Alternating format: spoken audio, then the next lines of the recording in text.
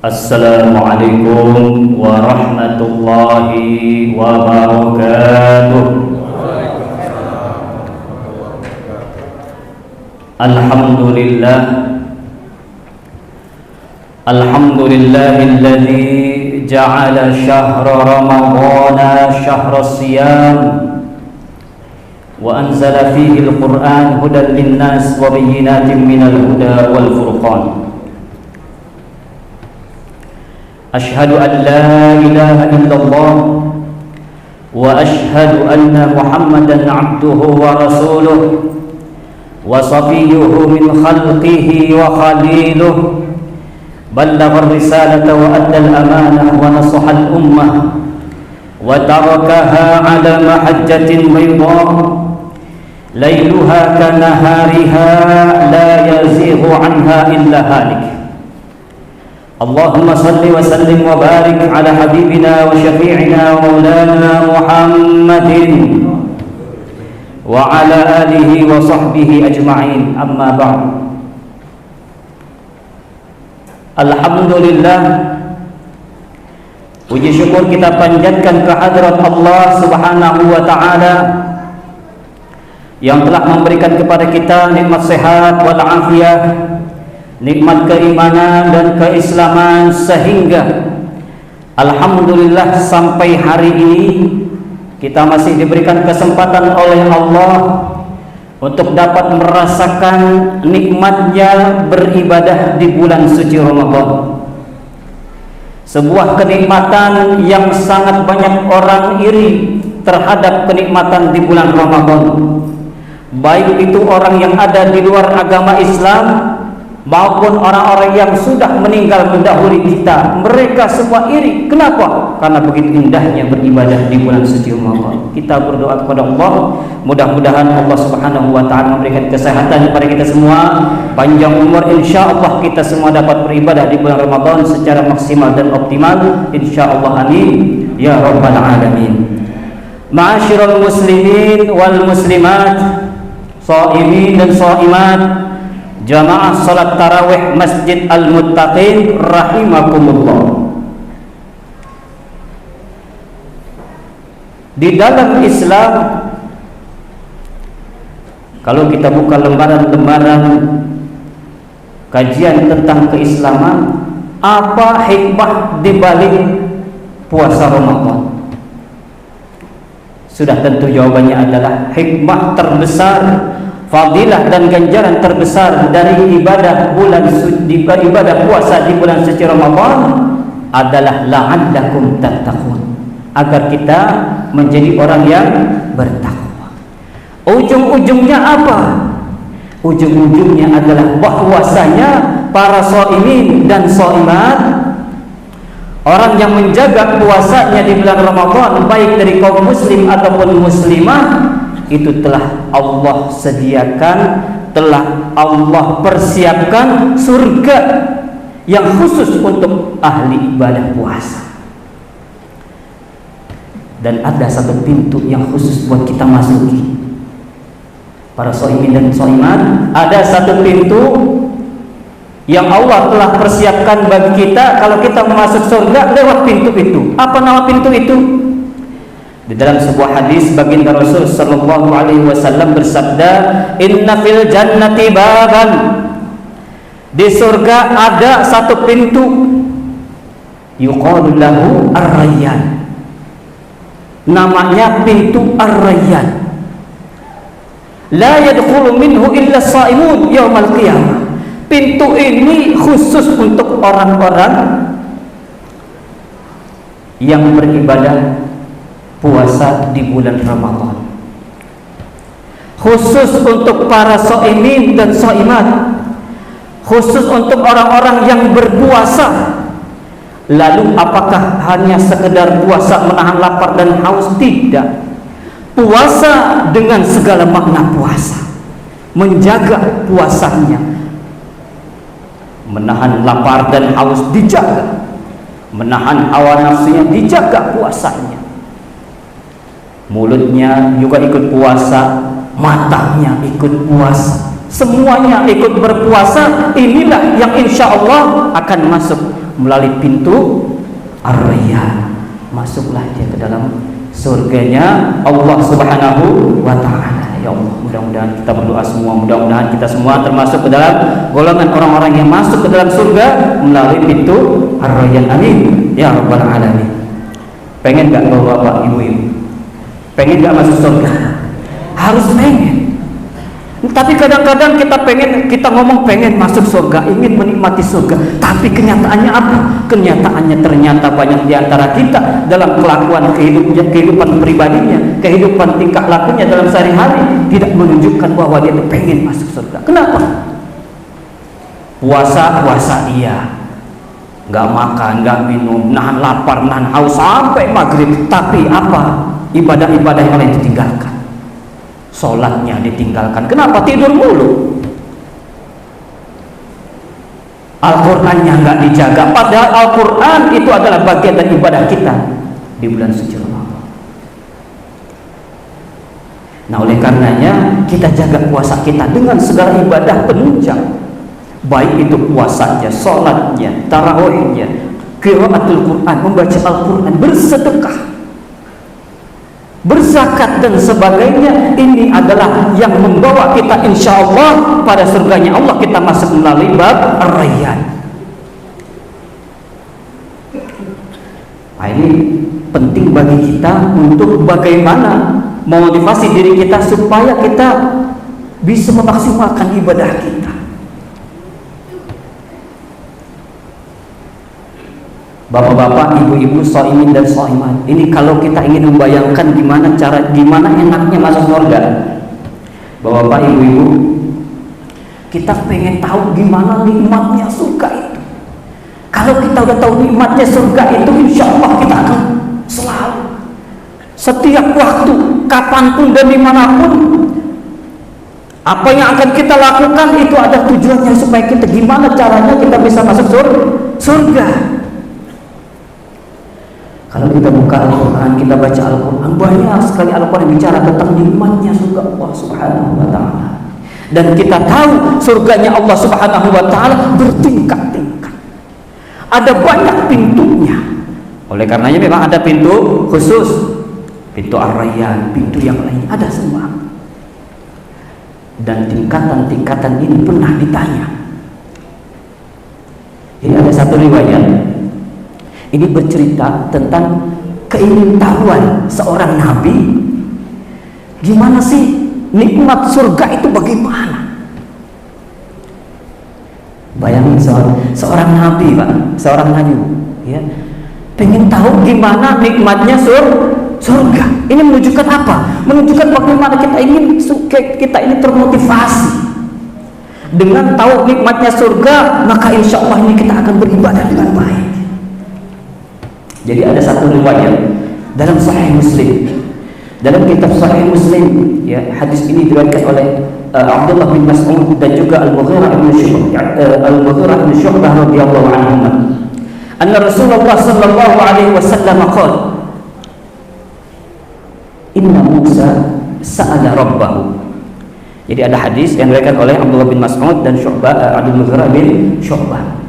Dua sahabat Nabi ini meriwayatkan bahwasanya Nabi Muhammad pernah bercerita. Nabi bercerita bukan tentang dirinya, tapi Nabi Muhammad bercerita tentang siapa? Inna Musa, tentang Nabi Musa.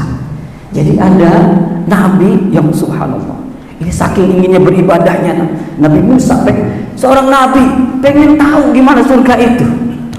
Jadi suatu ketika Nabi SAW bercerita bahwasanya di zaman Nabi Musa dulu, Inna Musa sa'ala rabbah. Suatu hari Nabi Musa bertanya kepada Allah Subhanahu wa Ta'ala, berdialog. Nah, ini kita tahu Nabi Musa ini adalah salah satu-satunya Nabi yang merupakan dia adalah kalimullah, Nabi yang bisa berdialog dengan Allah di atas muka bumi. Ini hanya Nabi Musa alaihissalam. Nah, kalau Nabi Muhammad ada dialognya, tapi di langit, di Sidratul Muntaha. Satu-satunya Nabi dan Rasul yang kalimullah, yang bisa berdialog langsung dengan Allah, dialah Nabiullah Musa, Nabi Musa alaihissalam. Ini berdialog dengan Allah langsung. Apa kata Nabi Musa? Ya Rabb, wahai Tuhanku, ma adna ahlul jannati manzilah. Wahai Tuhan, ceritakan padaku, gimana sih kondisinya orang yang paling rendah tingkatannya di surga, paling istilahnya paling yang nasibnya paling inilah, paling rendah, nasibnya paling kecil, paling sedikit dapat nikmatnya surga, tingkatannya paling. Ini kalau kita sekarang ini kalau kita nginep di hotel kan macam-macam, ada hotel bintang 1, bintang 2, bintang 5 dan sebagainya. Ini hotel bintang 1 mungkin bintang setengah gitu ya. Jadi kalau kita analogikan gitu.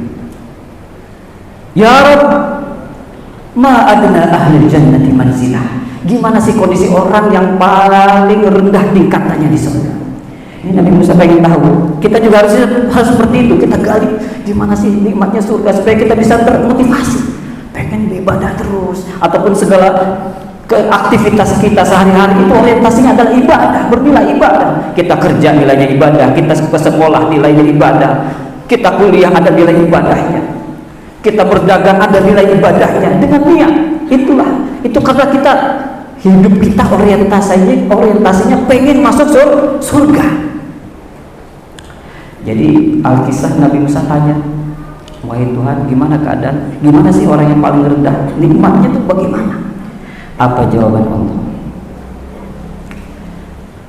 Jawabannya panjang. Ini hadis panjang sekali, ada dalam Sahih Muslim. Ini jadi diceritakan di hari kiamat nanti ada seorang, dia ini di dunia dia ini adalah orang ahli maksiat, ahli berbuat dosa, tapi alhamdulillah orang ini masih punya keimanan, masih mengakui bahwasanya Allah itu adalah Tuhannya. Dia mempunyai nabi, dia mempunyai kitab suci. Walaupun namanya manusia banyak dosa, karena namanya manusia banyak dosa, maka orang ini sempat menikmati bagaimana azabnya di neraka. Nanti di hari kiamat orang ada yang masuk surga bermacam-macam. Ada yang masuk surga cepat bagaikan kilat. Langsung masuk surga. Udah nggak pakai hisab lagi, nggak pakai dihitung, dievaluasi, diaudit segala macam. Sudah berapa pahalanya, banyak sekali dosa. Enggak, langsung secepat kilat. Siapa mereka? Al-anbiya wal mursalin wasyuhada wassalihin. Ini pendekatan paling tinggi ke surga secepat kilat, ya, para nabi dan rasul, para syuhada dan sebagainya. Kemudian ada lagi yang tingkatan setelahnya, ya, dengan kecepatan suara misalnya supersonik segala macam, kita nggak tahu ya, ini teknologi hari kiamat. Nah, ada yang kecepatan kuda, ada yang macam-macam. Ini orang ini, ya, nauzubillah min dzalik, mungkin banyak dosanya atau apa, semua orang udah nyampe ke surga semua umat manusia yang berhak masuk surga udah masuk surga semuanya kecuali dia. Kenapa? Karena dia harus masuk neraka dulu, diazab oleh Allah, dibersihkan. Kenapa? Dia masih ada dosanya, masih ada sholatnya yang ditinggalkan, puasanya yang ditinggalkan, belum berzakat dan sebagainya. Akhirnya dia masuk ke neraka, tinggal sendirian, Pak, Ibu. Tapi alhamdulillah masih ada keimanan, masih mengakui Allah itu Tuhannya, masih ada iman. Akhirnya apa? Alhamdulillah, udah direndam di neraka, disiksa, disetrika dan sebagainya, waktunya lah dia masuk surga, tapi dengan penuh pengorbanan, dengan penuh penyiksaan lewat jembatan Sirat. Kita tahu Sirat di hari kiamat itu jembatan itu sangat tajam, tipis, setipis rambut, bahkan lebih tajam dari silet. Itu jembatan yang menuju kita ke surga. Nah, ini supaya kita nggak tersiksa oleh tajamnya sirat ini, yaitu dengan amalan ibadah kita, sesuai dengan amalan ibadah kita. Orang ini, ya, tapi alhamdulillah masih ada keimanan, dia masih bisa berjalan di atas sirat walaupun dengan kesusahan yang amat sangat. Ini dalam hadis seperti itu, ya. Yahbu wa yamshi wa tasfa'uhu nar, ya. Kadang-kadang merangkak, itu dipegang, itu jembatannya dipegang makin berdarah. Kenapa? Tajam. Kadang-kadang api neraka jahanam mengenainya. Kenapa? Karena sirat itu ada di atas neraka, panas sekali. Dan orang-orang yang amalannya sedikit sangat merasakan panasnya, sangat merasakan dahsyatnya sirat. Jalan dengan berdarah-darah, ya, kebakar api neraka, tapi terus berjalan. Kenapa? Surga ada di depan dia, tapi masih jauh terus. Akhirnya dengan segala penuh pengorbanan, dengan segala penuh kesakitan, segala penuh kebakaran kulitnya, alhamdulillah. Dia paling terakhir, Pak ya, paling terakhir dia. Semua udah sampai duluan, ya. Di kloter paling terakhir sendirian dia. Nyampe lah di ujung surga, di ujung sirat, nyampe lah dia. Apa yang kata orang ini? Ya Allah, alhamdulillah, ya Allah, tabarakalladzi najani. Alhamdulillah ya Allah, dan nyampe akhirnya ke pinggiran, baru pinggiran ya, emperan istilahnya, emperan surga. Nggak langsung masuk. Ini ada dalam hadisnya, nggak langsung masuk dia. Duduk dulu di pinggiran, capek ya. Habis melewati jembatan sirat, capek, terbakar, terbeset kulitnya. Istirahat dulu di pinggiran. Alhamdulillah ya Allah, Engkau telah menyelamatkan aku dari api neraka. Lalu tiba-tiba dia mengalihkan pandangannya ke arah surga. Apa yang dilihatnya? Dilihatlah begitu indahnya satu buah pohon yang begitu rindangnya, dengan ada buah-buahan yang ranum dan lezat, dan di bawahnya mengalir air yang jernih, membuat dia dahaga. Pingin itu dia ada di bawah pohon rindang. Ini ngadem, kan panas, lewat jembatan sirat panas, tajam dan sebagainya. Tapi udah gak berdaya, udah lemes, udah gak bisa bergerak sama sekali. Lalu beliau, orang ini minta sama Allah, ya Rabb, adnini min tilka syajarah. Ya Allah, tolong bantu aku supaya aku bisa dekat ke pohon itu ya Allah, supaya bisa istirahat, bisa makan, bisa minum setelah perjalanan jauh yang sangat menyiksa dia. Lalu apa kata Allah? Wahai hambaku, apakah engkau telah bersyukur terhadap nikmatku yang engkau telah diselamatkan dari api neraka? Naam ya Allah, naam ya Rabb, ya aku telah bersyukur kepadamu. Baiklah, engkau akan didekatkan, tapi janji ini kata Allah. Ini ada dalam hadis ya. Ini pembicaraan antara Allah dengan sang hamba Allah ini yang masuk surga paling terakhir. Tapi janjinya, kalau kamu udah dikasih pohon itu, ngadem di bawah pohon itu, kamu gak minta yang lainnya. Iya ya Allah, aku berjanji, wa izzatika wa jalalik, aku akan gak minta lagi ya Allah. Dideketin pohon itu. Ini kita nggak tahu caranya gimana.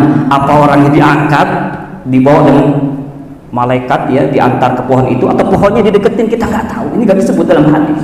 Dideketinlah ke pohon itu. Alhamdulillah di bawah pohon bisa berteduh. Ya. Ada buah dimakan dengan enak. Ada air yang begitu jernih diminum. Ini berbuang dari neraka nih Pak. Ya. Di neraka itu makannya makanan berduri, kawat berduri. Makannya api, minumannya adalah har, magma yang panas dia minum. Alhamdulillah ketemu, ya Allah itu udah surga banget. Ya padahal itu belum nyampe surga Pak, itu baru emperannya. Dia berteduh di pohon itu. Tiba-tiba dia alihkan pandangannya ke arah yang surga, ke arah surga beneran gitu. Tiba-tiba diperlihatkan ada pohon lagi. Ada pohon lagi begitu rindangnya, begitu lebih indahnya, airnya begitu menggoda. Ini orang sebenarnya udah janji sama Allah nggak minta lagi, tapi saking ininya tergodanya dengan nikmat Allah, ini sengaja Allah perlihatkan. Nih ya, kamu mau nggak gitu ya? Apa katanya sang hamba ini? Ya Allah, adni min tilka syajarah. Ya Allah, dekatkan aku ke pohon itu. Terus kata Allah, wahai hambaku, bukannya kamu udah berjanji? Alam takun tu'ahiduni, bukankah kamu berjanji nggak minta lagi? Ya Allah, tapi dengan segala macam alasan saja. Yang namanya manusia pengen udah dapat satu, pengen dapat dua gitu ya. Udah dikasih itu sepintu. Pohon. Pengen pohon yang lain yang lebih enak lagi. Ya udah, hambaku ya dikasih lagi sama Allah. Itu Allah maha pengasih, maha penyayang, luar biasa ya. Padahal udah janji ya, wahai hambaku kamu udah janji, udah aku kasih lagi, dikasih lagi di pohon ya, deketin lagi, berteduh lagi, enak. Setelah itu dilihat lagi, ada lagi, lebih indah lagi, suasananya lebih, ya Allah enak banget kalau ke situ. Akhirnya berdoa lagi, ya Allah atini min tilka syajarah, ya Allah dekatkan aku pohon itu. Allah bicara lagi ke dia, wahai hambaku tadi kan bukannya udah janji nggak mau minta lagi. Iya ya Allah, tapi enak banget ya Allah. Ya kira-kira begitu bahasa kita lah ya. Ini kita bumikan hadis ini. Ini kalau silakan baca buku Sahih Muslim, ada hadisnya. Ini saya bahasakan bahasa kita aja ya. Akhirnya kata Allah, ya udah kan adik dideketin lagi. Dan pohon ini lokasinya terletak di dekat pintunya surga. Belum masuk surga nih, masih di depan gerbangnya surga gitu kira-kira. Akhirnya hamba Allah ini ada di bawah pohon ini menikmati nikmatnya Allah yang telah Allah berikan kepadanya di bawah pohon ini yang letaknya dekat gerbang pintu surga. Disitulah hamba Allah ini mendengar suara-suara di balik pintu, suara-suara yang indah sekali, nikmat sekali. Akhirnya kepo ini orang, ya pengen tahu ada apa di balik ini. Wah ini kayaknya ini surga benerannya di situ. Jadi sebelumnya dia merasa itu nih surga, di bawah pohon itu dia merasa itulah surga dia. Tapi ternyata ada surga yang lebih beneran lagi. Jadi orang udah terlanjur janji berapa kali, masih pengen lagi. Ya Allah, doa lagi dia. Ya Allah, masukkanlah aku ke dalam surgamu ya Allah. Jadi baru tahu, oh itu ternyata dia masih di emperan surga ya. Dia baru tahu surga benerannya. Minta, ya Allah, masukkanlah aku ke dalam surgamu yang hakiki itu. Wahai hambaku, kata Allah, kamu bukannya udah janji? Iya ya Allah, tapi aku sangat mengetahui rahmatmu ya Allah yang maha luas. Nah, gitu. Akhirnya apa, Allah masukkanlah hamba-Nya ini masuklah ke dalam surganya Allah Subhanahu wa taala. Alhamdulillah sampai di dalam barulah dia rasakan. Ini jadi orang ini, hamba Allah ini dia nyadar sebenarnya ya. Nyadari apa? Menyadari bahwa amalan ibadah dia sebenarnya tidak layak masuk ke surga. Dia tahu sebenarnya kenapa dia disiksa di neraka bertahun-tahun, puluhan tahun, ratusan tahun diazab di neraka. Dia tahu itu. Makanya ketika dia rasakan emperan surga, dia udah puas aja udah. Udah itu, udah cukup lah emang bagian saya begini. Tapi akhirnya masuk ke dalam surga. Masuk ke dalam surga, ternyata di dalam benaknya, di dalam pandangannya surga penuh. Sudah penuh semuanya. Nggak ada tersisa satupun istana untuknya, tidak ada tersisa satupun rumah untuknya di surga, tidak ada tersisa untuknya kapling untuk dia. Udah nggak ada tempat dia lagi. Dia balik lagi, keluar lagi.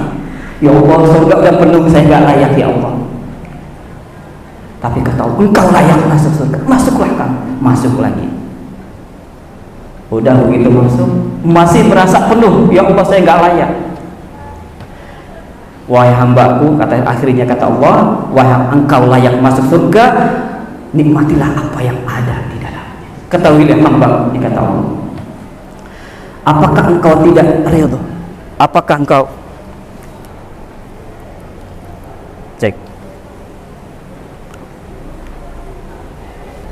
cek mati.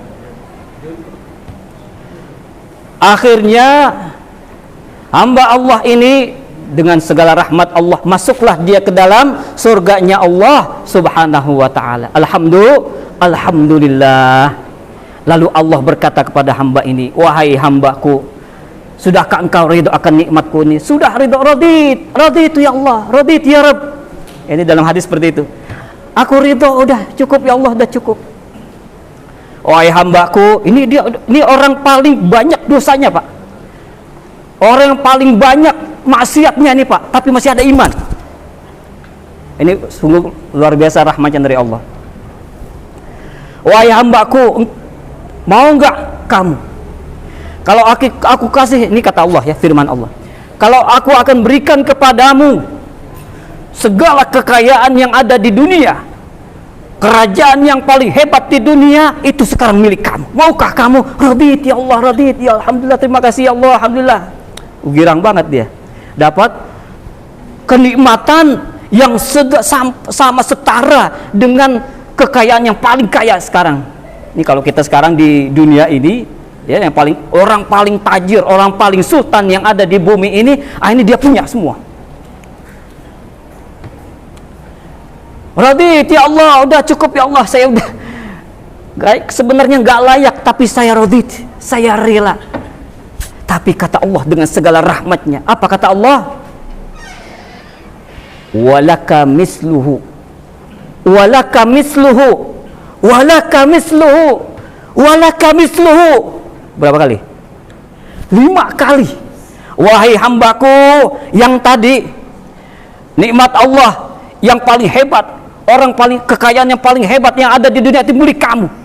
Itu berlipat kali. Walaka misluhu, lipat satu derajat, satu kali lipatnya lagi. Wa misluhu, sekali lipat lagi, double lagi, sampai 5 kali, ya. Sampai yang kelima, Rodi itu ya Allah, udah cukup, gak usah sebut lagi. Ini sampai hamba Allah ini udah merasa udah cukup ya Allah. Tapi Allah dengan subhanallah, dengan rahmatnya Allah, ya, Allah maksimal kasih walaka mislu dzalik asyra amsali. Udah 5 kali yang pertama, tambah walaka asyra amsali, 10 kali lipat lagi Allah kasih. Allahu Akbar. Ini bayangin Pak, udah dapat paling kaya, dikali 5 itu udah berapa? Dikali 10, dilipat gandakan 10-nya lagi, 500 kali Pak. Dan ini adalah adna ahlul jannati manzilah, kondisi level derajat surga yang paling rendah. Itu seperti itu, luar biasa sekali. Lah, kemudian apa? Nabi Musa ingin tahu lagi. Ini kan udah tahu nih, yang paling udah dapat bocoran nih, kira-kira ya, bocoran yang paling rendah tingkatan nikmatnya surga. Ini penting Pak bagi kita untuk mengetahui nikmatnya surga supaya kita termotivasi terus. Segala aktivitas sehari-hari kita orientasinya surga. Nabi Musa pengen tahu, nggak hanya yang paling rendah. Wahai Allah, akhirnya bertanya, wahai Allah ya Rabb, ma'a'la ahli jannati manzilah. Lalu bagaimana tingkatan yang paling tinggi ya Allah? Apa jawaban Allah? Jawabannya adalah surga yang paling tinggi itu adalah kenikmatannya mala ainun ra'at wala udhunun sami'at wala khatar ala qalbi bashar. Kenikmatan surga Allah yang paling tinggi itu nggak pernah terdetik dalam hati, nggak pernah mata manusia melihatnya, nggak pernah itu didengar, nggak pernah itu di indera, nggak pernah terbayangkan kenikmatan surga yang paling tinggi. Wala khatar ala qalbi bashar, terdetik pun nggak pernah. Kita sekarang kita membayangkan yang kenikmatan yang nggak pernah dibayangkan manusia itu ada di tingkatan yang paling tinggi. Itulah surga al-firdaus al-a'la, surga firdaus al-a'la. Ma'asyiral muslimin wal muslimat, para shaimin dan shaimat, inilah kondisi surga yang insya Allah ini dapat memotivasi kita. Surga kita insya Allah sudah menunggu kita, ya, para shaimin dan shaimat, dengan ibadah puasa kita. Yang penting adalah bagaimana kita layak untuk masuk surga itu melalui pintu Ar-Rayyan. Kita layak untuk menjadi ahli shaimin dan shaimat. Puasa kita harus jaga, sholat kita harus jaga, Quran kita jaga, segala amal ibadah di bulan Ramadan ini kita jaga. Insya Allah kita masuk ke dalam golongan orang-orang yang shaimin dan shaimat. Amin ya rabbal alamin. Sekian dari saya. Wassalamualaikum warahmatullahi wabarakatuh.